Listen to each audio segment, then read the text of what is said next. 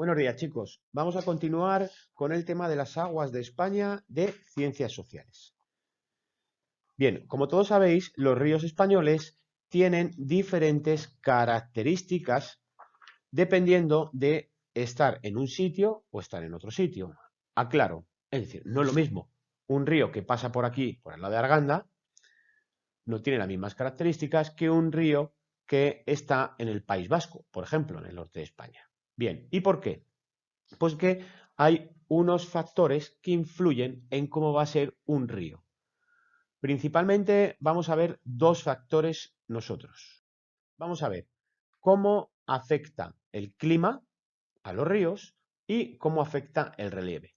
En este caso, el clima va a afectar en el caudal, que como todos sabéis es la cantidad de agua que lleva dicho río, y también va a afectar en el régimen.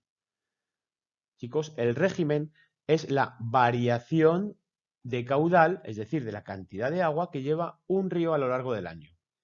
Aclaro, el régimen es la cantidad de agua que lleva en verano.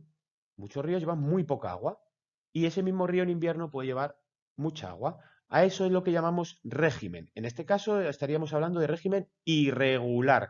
¿Por qué irregular? Porque lleva poquísima agua en verano y mucha agua en invierno. Régimen regular, cuando un río no varía su caudal o varía muy poco el caudal, tanto en verano como en invierno. Es decir, hay ríos que llevan prácticamente la misma agua en verano que en invierno. Eso sería régimen regular. Bien, y por otro lado, va a afectar el relieve. ¿En qué va a afectar el relieve en un río?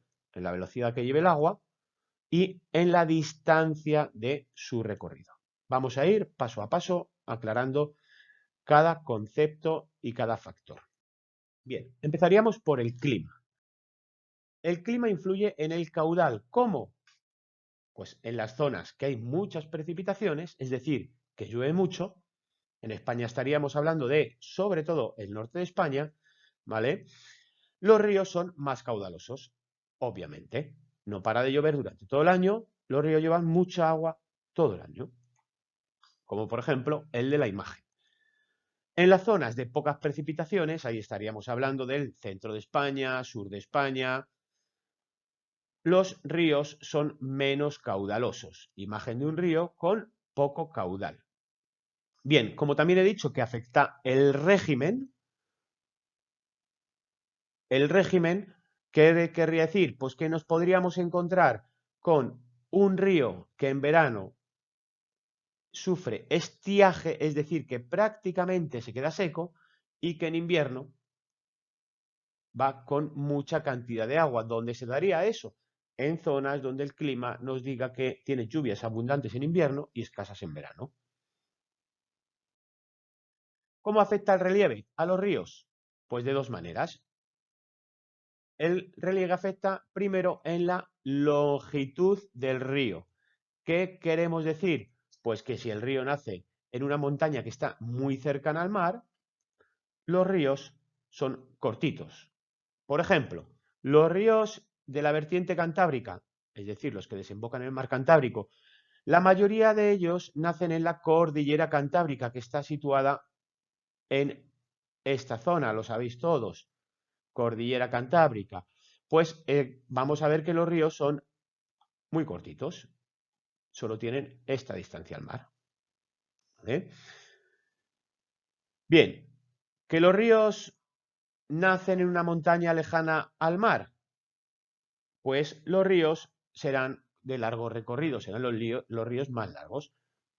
Por ejemplo, tenemos el ejemplo del río Tajo, que es el río más largo de nuestras vertientes. El relieve también afecta en la velocidad del agua de los ríos. ¿Cómo? Pensamos.